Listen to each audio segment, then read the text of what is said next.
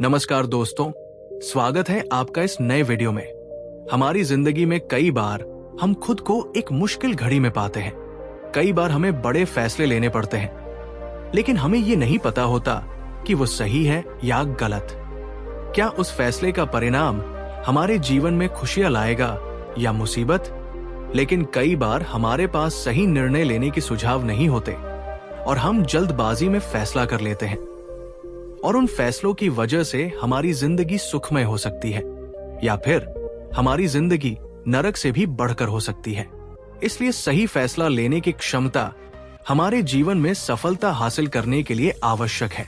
तो चलिए आज की इस बोध कहानी के माध्यम से जानते हैं कि जीवन में सही फैसले कैसे लिए जाएं, और ये भी कि सही निर्णय लेने के तरीका कौन सा है। तो बिना किसी देरी के कहानी शुरू करते हैं। दोस्तों, कई साल पहले की बात है। एक छोटे से राज्य में एक बौद्ध भिक्षु निवास कर रहे थे, जिन्हें सभी जगहों पर उनके ध्यान के बड़े चर्चे थे। वो बौद्ध भिक्षु बहुत ज्ञानी थे। उनके पास लोग बहुत दूर दूर से आते थे ताकि वे उनसे अपनी समस्याओं का समाधान प्राप्त कर सके। उनके पास कोई भी कैसी भी समस्या लेकर क्यों ना आए, वो समस्या का समाधान अवश्य करते थे। जब भी वो किसी की समस्या सुनते तो उस समस्या को बड़े ही ध्यान से सुनते, समझते, उसमें लीन हो जाते, और उसके बाद कुछ देर के लिए वो आंखें बंद करते और समस्या के बारे में सोच विचार करते, और उसके बाद उसका समाधान दे देते। ऐसे में कोई भी व्यक्ति उनके बारे में केवल एक ही बात सोचता था, शायद इन साधु के पास कोई ऐसी चमत्कारिक शक्तियां हैं जिससे ये समाधान पूछते हैं और उसके बाद हमें वो समाधान बताते हैं। एक बार एक युवक ने उन महाराज से ये पूछ भी लिया, क्या आपके पास ऐसी कोई चमत्कारी शक्तियां हैं जिसके कारण आप हमारी समस्याओं का समाधान करते हैं, या आपके पास ऐसी कोई दिव्य दृष्टि है जिससे आप हमारी समस्याओं का समाधान खोज पाते हैं? उस युवक की ये बात सुनकर वो साधु जोर जोर से हंसने लगे, लेकिन उन्होंने उस युवक की बात का कोई जवाब नहीं दिया। उसके कुछ ही दिनों बाद उस राज्य में एक बड़ी अजीब सी घटना घटी। उस राज्य में एक बुढ़िया औरत रहा करती थी जो अपने घर में अकेले ही रहती थी। उसका कोई ना था। उस राज्य से होकर 4 मित्र अपने घर की ओर जा रहे थे। वे लोग दूसरे नगर में काम करके पैसा इकट्ठा करके अपने गांव की ओर जा रहे थे। ये बात बहुत पुराने जमाने की है, जब यातायात के साधन ना हुआ करते थे, इसलिए वे लोग पैदल ही यात्रा किया करते थे। इसी कारण वे चारों मित्र अपने अपने धन को इकट्ठा करके अपने गांव की ओर प्रस्थान कर रहे थे। उन चारों ने अपना अपना धन एक छोटी सी पोटली में रखा था, और उसी पोटली में उन सबकी सारी कमाई थी। तभी उन चारों मित्रों में से एक मित्र कहता है, मित्रों, इस तरह से यदि हम अपना धन अलग अलग रखेंगे तो इससे हमारा धन चोरी हो सकता है। क्यों ना हम अपना सारा धन एक ही पोटली में रखते, जिससे हम सब इस पर ध्यान भी दे सकेंगे और हमारा धन सुरक्षित भी हो जाएगा। और जब हम अपने गांव पहुंच जाएंगे तो हम वहां पर अपना अपना हिस्सा इसमें से ले लेंगे।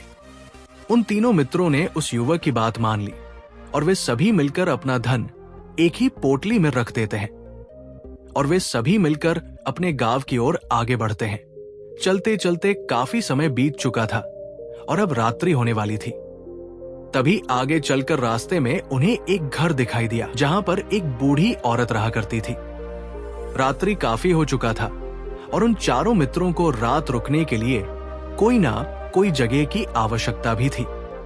ऐसे में उन चारों ने मिलकर ये योजना बनाई कि वे लोग आज रात इसी घर में ठहरेंगे। इसलिए वे चारों लोग उस घर की ओर आगे बढ़ते हैं। उस घर का दरवाजा खटखटाते हैं। तभी सामने से एक बूढ़ी औरत दरवाजा खोलती है और उन चारों मित्रों में से एक मित्र हाथ जोड़कर उस बूढ़ी औरत से कहता है, माताजी, हम अपने गांव की ओर जा रहे थे, लेकिन यहाँ रास्ते में ही रात हो गई और अब हम इतनी रात में सफर नहीं कर सकते। इसलिए हमारी आपसे विनती है कि हम आपके यहाँ पर एक रात रुकना चाहते हैं। सुबह होते ही हम यहाँ से चले जाएंगे। उस बूढ़ी औरत ने काफी देर सोच विचार किया और उसके बाद वो बूढ़ी औरत कहती है, ठीक है, तुम सभी आज रात के लिए यहाँ पर रुक सकते हो, मुझे कोई दिक्कत नहीं। मैं खाना बनाने जा रही हूं, कहो तो तुम लोगों के लिए भी बना दूं। उन चारों ने सहमति जताते हुए कहा, हाँ बिल्कुल। उसके बाद उन चारों मित्रों ने धन की पोटली उस बूढ़ी औरत को थमा दी और कहा, माताजी, इस पोटली में हमारे साल भर की कमाई है। हम चारों ने अब तक का अपना सारा कमाया हुआ धन इसी पोटली में रखा है और अब हम इसे आपको सौंपते हैं, क्योंकि ये हम चारों से ज्यादा आपके पास सुरक्षित होगा। हम बस इतना चाहते हैं कि यदि हम चारों में से कोई एक व्यक्ति लेने आए तो आप इस पोटली को उसे मत देना जब तक कि हम चारों एक साथ इस पोटली को लेने ना आए। तभी वो बूढ़ी औरत कहती है, ठीक है बेटा, यदि तुम चारों एक साथ आओगे तभी मैं इस पोटली को आपको सौंपूंगी। और वैसे भी आप लोग तो सुबह यहां से चले जाने वाले हैं, मैं आपको सुबह ही ये पोटली थमा दूंगी। वो धन की पोटली उस बूढ़ी औरत को थमाकर चारों मित्र निश्चिंत हो जाते हैं कि अब उनका धन सुरक्षित है और वे लोग खाना खाकर सो जाते हैं। अगली सुबह जब वे चारों उठते हैं तो सभी लोग अपनी आगे की यात्रा के लिए तैयारियां शुरू कर देते हैं। उन चारों नौजवानों में से एक नौजवान थोड़ा सा बदमाश था। वो अपने उन तीनों मित्रों से कहता है, भाइयों, इस बूढ़ी औरत ने हमारी रात भर खातिरदारी की है, हमें अच्छा भोजन खिलाया, सोने के लिए अच्छी जगह दी, रात भर यहाँ सर छुपाने के लिए एक अच्छा मकान दिया, और हमने अब तक उनको कुछ नहीं किया। वो बूढ़ी औरत अकेले ही खेतों में काम कर रही है। क्या हम सभी यहाँ से जाने से पहले इस बूढ़ी औरत की मदद नहीं कर सकते? उस बदमाश नौजवान ने मन ही मन ये योजना बना ली थी कि वो किसी तरह से भी उस बुढ़िया से पोटली हासिल करके ही रहेगा। बाकी के तीनों मित्र उसकी बातों में आ जाते हैं और वे सभी मिलकर उस बुढ़िया की मदद करने अर्थात खेतों में काम करने के लिए चल पड़ते हैं। वे सभी मिलकर खेतों का काम कर ही रहे थे कि तभी वो बदमाश नौजवान अपने बाकी तीनों मित्रों से कहता है, मित्र, मुझे जोरों की प्यास लग गई है, मैं जरा उस बूढ़ी औरत से पानी मांग कर लाता हूं। वो बाकी मित्र भी अब काफी थक चुके थे, उन्हें भी जोरों की प्यास लगी थी, इसलिए वो तीनों मित्र उसे वहां से जाने की अनुमति दे देते हैं। जैसे ही वो बदमाश उस बूढ़ी औरत के पास पहुंचता है, वो उस बूढ़ी औरत से कहता है, माताजी, अब हम यहां से जा रहे हैं, कृपया करके हमारे धन की पोटली हमें वापस दे दीजिए। इस पर वो बूढ़ी औरत कहती है, नहीं नहीं, जब तक तुम चारों एक साथ ना हो तब तक मैं वो पोटली किसी को नहीं दे सकती। तुम्ही ने तो कहा था कि जब तक हम चारों एक साथ ना हो तब तक ये पोटली किसी को नहीं देनी है। तभी वो बदमाश उन तीनों की तरफ इशारा करते हुए कहता है, लाओ। उन तीनों ने सोचा कि हमारा मित्र हमारे लिए पानी लाना चाहता है, इसलिए वो हमसे आज्ञा मांग रहा है। तभी उन तीनों मित्रों ने इशारे में उस युवक से कहा, हाँ, ठीक है, ले आओ। ये देख उस बुढ़िया को ये लगने लगा कि अब ये चारों यहां से जा रहे हैं और ये अपनी पोटली मांग रहे हैं, इसलिए उस बुढ़िया ने वो पोटली उस बदमाश के हाथों में रख दी और वो बदमाश उस पोटली को लेकर वहां से चला गया और बाकी के तीनों मित्र अपने खेत के काम में व्यस्त हो जाते हैं। कुछ देर के बाद जब वो तीनों खेत का काम करके वापस लौटते हैं और बुढ़िया से कहते हैं, माताजी, हमारा मित्र जो यहाँ पानी पीने आया था वो कहाँ गया? इस पर वो बुढ़िया कहती है, क्या वो पानी पीने आया था? पर वो तो कह रहा था कि हम चारों जा रहे हैं, कृपया करके हमारे धन की पोटली हमें थमा दे। तब तीनों बड़े आश्चर्य होकर उस बुढ़िया से कहते हैं, माताजी, हमने भला कब कहा वो पोटली मांगी थी? हमें तो प्यास लगी थी और हमने पानी के लिए इशारा किया था। तभी बूढ़ी औरत उन तीनों से कहती है, परंतु अब तो वो पोटली लेकर जा चुका है। तभी वो तीनों मित्र सर पकड़कर रोने लगते हैं और कहते हैं, माताजी, उसमें हमारा सारा कमाया हुआ धन था जो वो अकेले लेकर भाग चुका है। हमने तो आपको कहा था कि जब तक हम चारों एक साथ ना आए तब तक आपको वो पोटली किसी को नहीं देनी है। फिर आपने ऐसा क्यों किया? इसमें आप ही की गलती है। हमने आपको उस पोटली की हिफाजत के लिए रखा था और आपने उसे एक ऐसे आदमी के हाथों में दे दिया जिसने हमारा सारा धन हमसे लूट लिया। हम बर्दाश्त नहीं करेंगे। हम राजा के पास जाएंगे और राजा से आपकी शिकायत करेंगे, न्याय की मांग करेंगे। अब तो इस बात का राजा ही फैसला करेगा। तीनों नौजवान क्रोधित होकर राज दरबार में पहुंच जाते हैं और अपनी सारी समस्या उन राजा को बता देते हैं। जब वो राजा उन तीनों नौजवानों की बात ध्यानपूर्वक सुनता है तो वो तुरंत ही उस बुढ़िया को राज दरबार में पेश होने का आदेश देता है। राजा के आदेश पर राजा के सैनिक तुरंत ही उस बूढ़ी औरत को राज दरबार में पेश करते हैं और राजा भरी दरबार में उस बूढ़ी औरत को दोषी करार कर देता है और कहता है, तुम्हें वो पोटली उस अकेले व्यक्ति को नहीं देनी चाहिए थी। जब उन्होंने तुमसे कहा था कि जब तक वो चारों एक साथ उस पोटली को लेने ना आए तब तक तुम्हें वो धन किसी को नहीं देना चाहिए था। इसमें तुम्हारी गलती है और अब तुम्हें इसका हर्जाना भरना होगा। तुम्हें इनका धन लौटाना होगा। राजा का ये आदेश सुनकर बूढ़ी औरत फूट फूट कर रोने लगती है और राजा से मदद की गुहार लगाती है और कहती है, हे राजन, मैं तो एक बूढ़ी औरत हूं और मेरे पास इतना धन नहीं है और ना ही मेरे घर में कोई ऐसा है जो धन कमाता। मेरे पास इतना धन नहीं कि मैं इनका धन लौटा सकूं। मैं तो अकेली हूं, बेसहारा हूं। कृपा करके मुझ पर रहम करें। लेकिन राजा उस बूढ़ी औरत की एक नहीं सुनता। वो बूढ़ी औरत रोते हुए अपने घर की ओर जा रही थी। ये सोच रही थी कि आखिर मैं इतना धन कहां से लाऊं, कि कैसे मैं उन लोगों का ये धन उन्हें लौटाऊंगी। मेरे पास इतना धन नहीं है। मैं क्या करूं? कैसे करूं? कहां से लाऊं इतना धन? यदि मैंने उनका धन नहीं लौटाया तो मुझे राजा मार डालेगा। वैसे भी मेरी ही गलती है जब उन चारों ने मिलकर मुझसे कहा था कि जब तक हम चारों एक साथ ना आए तब तक वो पोटली किसी को नहीं थमानी है। फिर भी मैंने वो पोटली केवल उस एक व्यक्ति को थमा दी। इसमें गलती तो मेरी ही है। वो रोते रोते ये सारी बातें सोचते हुए अपने घर की ओर जा रही थी। तभी रास्ते में उस बूढ़ी औरत को वही संत मिले जो उस नगर में किसी भी समस्या का समाधान बड़ी ही सरलता और सहजता से करते हैं। उन्होंने उस बूढ़ी औरत से कहा, क्या बात है बेटी, क्यों रो रही हो? इस पर वो बूढ़ी औरत उस संत को सब कुछ सच सच बता देती है और कहती है, हे महाराज, इसमें गलती तो मेरी ही है। उन चारों ने तो पहले ही कहा था कि जब तक चारों एक साथ ना आए तब तक वो पोटली मुझे किसी को नहीं देनी है।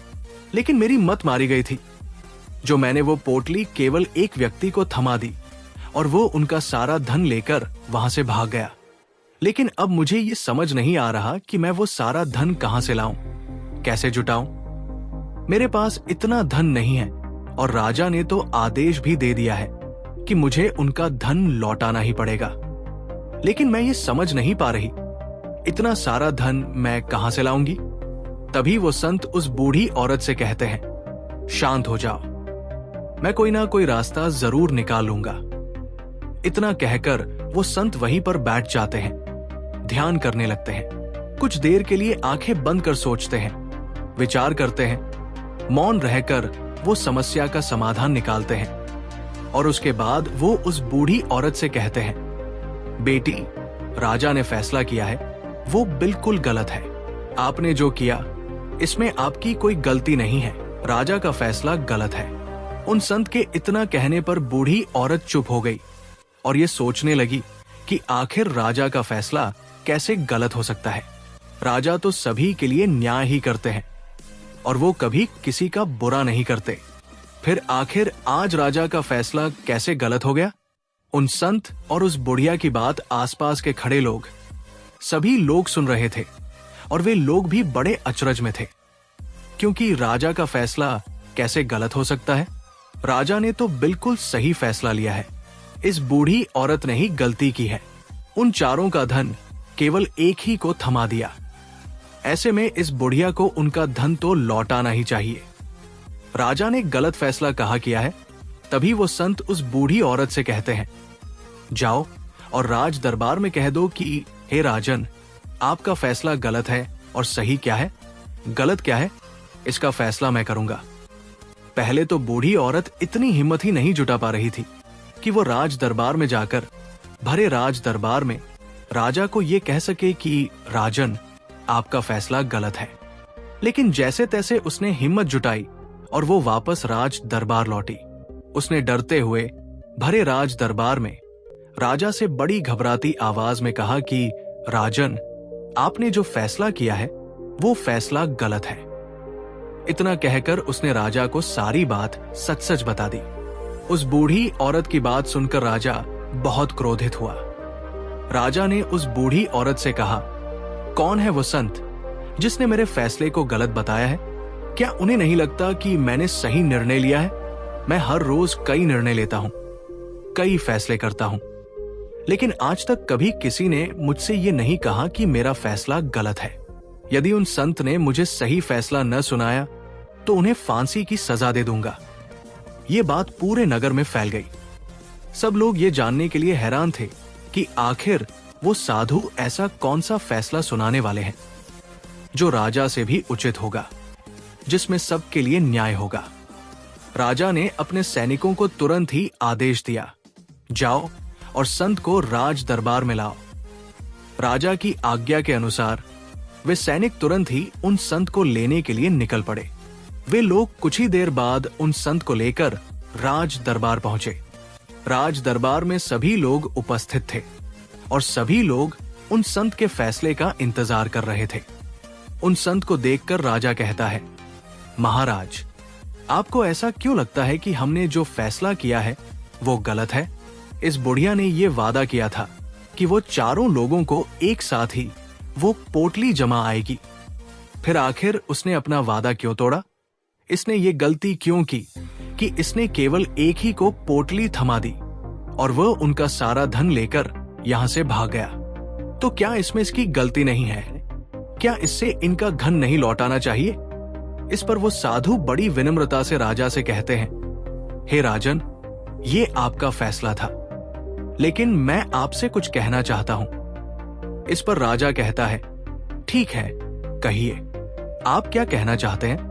इस पर वो साधु बड़ी विनम्रता से राजा से कहता है, हे राजन, जैसा कि वादा किया गया था कि पोटली एक साथ उन चारों को ही दी जाएगी, तो अभी तो ये केवल 3 हैं, चौथा कहाँ है? तो इनसे कहिए कि ये लोग यहां से वापस जाएं और अपने उस चौथे मित्र को यहां लेकर आए, तभी इनका धन वापस किया जाएगा। और वादा भी ऐसा ही किया गया था कि जब तक चारों लोग एक साथ ना हो तब तक उनका धन उन्हें नहीं लौटाया जाएगा। और यदि ये बूढ़ी औरत इन तीनों को धन लौटा देती है तो ये बूढ़ी औरत अपना वादा तोड़ देगी और ये सही नहीं है। इसलिए यदि आप चाहते हैं कि इनका धन लौटाया जाए तो पहले इनसे कहिए कि ये लोग जाएं और अपने उस चौथे मित्र को यहां पर वापस ले आएं। उस राज दरबार में हर कोई इस बात को सुनकर बहुत खुश हुआ।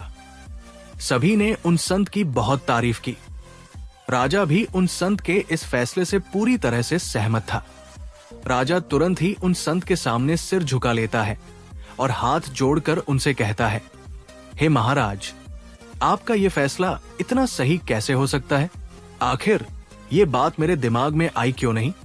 मैंने इस बात को इस तरह से सोचा क्यों नहीं? तभी वो साधु उस राजा से कहते हैं, हे राजन, आपके पास और भी काम होते हैं, आप दिन भर व्यस्त रहते हैं और आपको जल्दबाजी में फैसले लेने पड़ते हैं। आपने इस मामले को न समझा, लेकिन इसे देखने में आप गलती कर गए। इससे आपने केवल ऊपरी तौर पर देखा, आपने इसकी गहराई तक जाने का प्रयास तक नहीं किया। यदि आपने इस मामले की गहराई को देखा होता, समझा होता, तो आप भी इसी नतीजे पर आते। जब तक हम किसी मामले की गहराई तक नहीं जाते, तब तक हम उसका सही समाधान नहीं निकाल सकते। लेकिन हम में से अधिकांश लोग तो अपने फैसले केवल जल्द में लेना चाहते हैं, भले ही वो मामला कितना भी गंभीर क्यों ना हो। हमें तो बस अपना हक चाहिए, हमारा नाम होना चाहिए, भले ही फैसला हमारे लिए आगे चलकर हमारे लिए नुकसानदायक क्यों ना हो। लेकिन हम तो उस मामले की गहराई तक जाने के लिए सोचते तक नहीं। तभी वह राजा उन संत से कहता है, हे महाराज, क्या आपके पास कोई दिव्य शक्तियां हैं? क्या आपके पास ऐसी कोई चमत्कारिक शक्ति है जिससे आप सवाल करते हैं और बदले में वो आपको जवाब देती है, जिस कारण आप सटीक और सही समाधान बता पाते हैं? राजा की ये बात सुनकर वसंत मुस्कुराने लगे और राजा से कहते हैं, हिरण्या, ये सवाल मुझसे कई लोगों ने पूछा है और मैंने कभी किसी का जवाब नहीं दिया, लेकिन आप इस राज्य के राजा हैं, इसलिए मैं आपके इस प्रश्न का उत्तर देता हूं। आप में से कई लोगों को यहां ऐसा लगता है कि मेरे पास कोई ऐसी शक्तियां हैं जिससे मैं बात कर सकता हूं, जिससे मैं कोई भी समस्या का समाधान पा सकता हूं। लेकिन मैं आप लोगों को एक बात सच सच बता देता हूं, मेरे पास ऐसी कोई शक्तियां नहीं है। मैं तो केवल हर मामले की गहराई तक सोचता हूं, उस बात पर विचार करता हूं, और जब मैं विचार करता हूं तो मेरे सामने कई सारे समाधान आते हैं, और जो समाधान मेरे सामने आते हैं मैं उन पर भी विचार करता हूं, उनके बारे में भी गहराई तक जाता हूं। और जब मुझे लगता है कि इस समस्या का समाधान यही होना चाहिए, तभी मैं समाधान उस व्यक्ति को देता हूं ताकि वो अपनी समस्या का समाधान कर सके। अब आप ही सोचिए, आप जल्दबाजी में ये फैसला लेकर इस बुढ़िया का जीवन पूरी तरह से बर्बाद कर देते। हमारा पूरा जीवन केवल एक फैसले पर निर्भर करता है।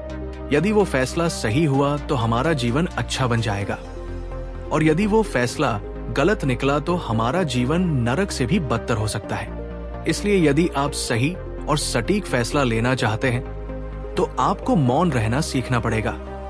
मौन रहकर उस पर विचार करना सीखना होगा, क्योंकि हमारे फैसले ही हमारा भविष्य तय करते हैं, हमारी जिंदगी का अगला पड़ाव तय करते हैं। फिर चाहे वो फैसले छोटे हों या बड़े, वही हमारी जिंदगी को निर्धारित करते हैं। इसलिए सबसे पहले हमें सही फैसले लेने के लिए मौन रहना सीखना आवश्यक है, उन पर विचार करना आवश्यक है। और जब आप ऐसा करते हैं तो आपके सामने एक ही समझ के कई सारे समाधान निकल कर आते हैं, और जब आप उन पर गौर करेंगे तो आपको ये समझ में आएगा कि उन फैसलों का समाधान कैसा होना चाहिए, कि समाधान से आपको क्या फायदा होगा और क्या नुकसान होगा। या उस समाधान पर सोच और विचार करने पर ही आप उसे समझ सकते हैं, और तभी आप ये निर्णय भी ले सकते हैं कि क्या ये समाधान उचित रहेगा या नहीं। और ये सब संभव हो सकता है यदि हम कम बोलना शुरू करें, अब पूरी तरह से मौन हो जाएं।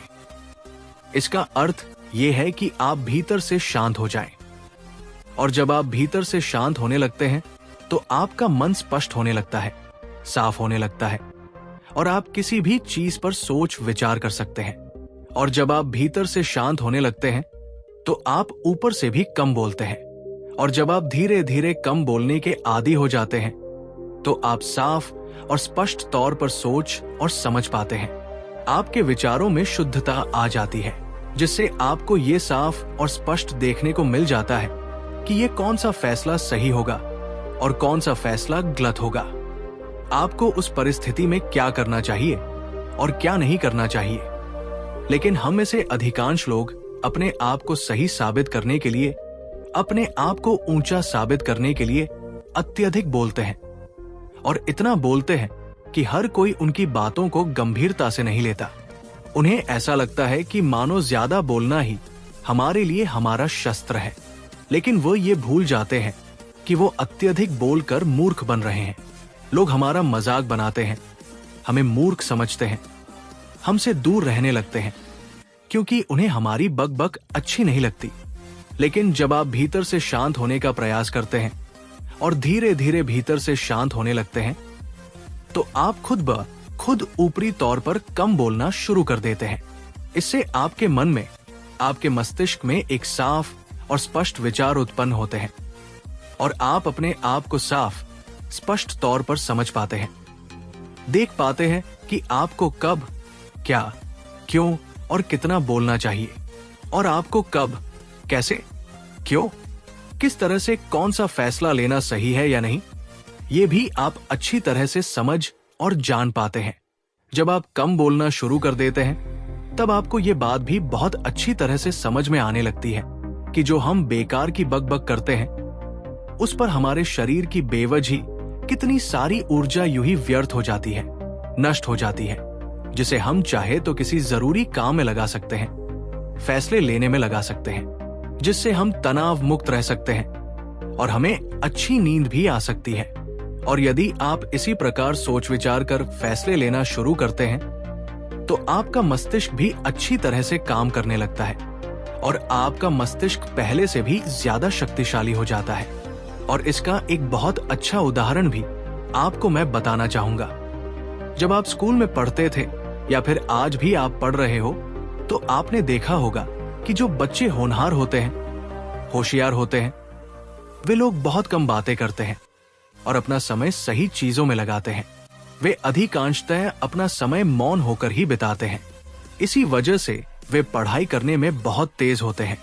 वे जो कुछ भी पढ़ना चाहते हैं वो उसे याद कर ले जाते हैं। लेकिन वहीं पर दूसरी तरफ जो लोग बहुत अधिक बोलते हैं, यदि आप उन्हें पूरे 24 घंटे भी दे दें तो भी वे उस तरह से उन चीजों को याद नहीं रख सकते जिस तरह से वे मौन रखने वाले बच्चे उन बातों को याद कर लेते हैं। और महान चाणक्य ने भी यही कहा है कि जो व्यक्ति ये समझ जाता है कि उसे कब, कहां और कितना बोलना चाहिए, उस व्यक्ति को सफल होने से कोई नहीं रोक सकता। और आप इतिहास उठाकर देख सकते हैं, आज तक जो भी लोग महान हैं, जो लोग भी सक्सेसफुल बने हैं, उन लोगों की आदत बहुत कम बोलने की है। उनका पूरा ध्यान केवल अपने लक्ष्य पर होता है और अपना पूरा समय वे अपने लक्ष्य को पाने में ही लगा देते हैं। इसीलिए आपको भी ये आदत अपने जीवन में उतारनी चाहिए। और कम बोलने का अर्थ ये नहीं कि आप ऊपर से कम बोले, बल्कि आप भीतर से कम बोले, भीतर से शांत रहिए। यदि आप रोज इसका अभ्यास करते हैं तो केवल कुछ दिनों में ही इससे होने वाले लाभ आपको आपके सामने नजर आने लगेंगे। दोस्तों, आपने आज के इस स्टोरी से क्या सीखा वो मुझे आप कमेंट में बता सकते हैं। इसी के साथ हमें उम्मीद है कि आपको आज की स्टोरी पसंद आई होगी। तो इस स्टोरी को उस इंसान को शेयर करें जिससे ये कहानी सुनने की जरूरत है। और उसी के ठीक बाद हमारी the mind blowing Buddha channel को सब्सक्राइब करें और चैनल में जाके वीडियो भी देख सकते हो। तो चलिए फिर मिलते हैं ऐसी एक और नई स्टोरी में एक नए मैसेज के साथ। तब तक के लिए अपना ख्याल रखें। धन्यवाद और नमो बुद्धाय।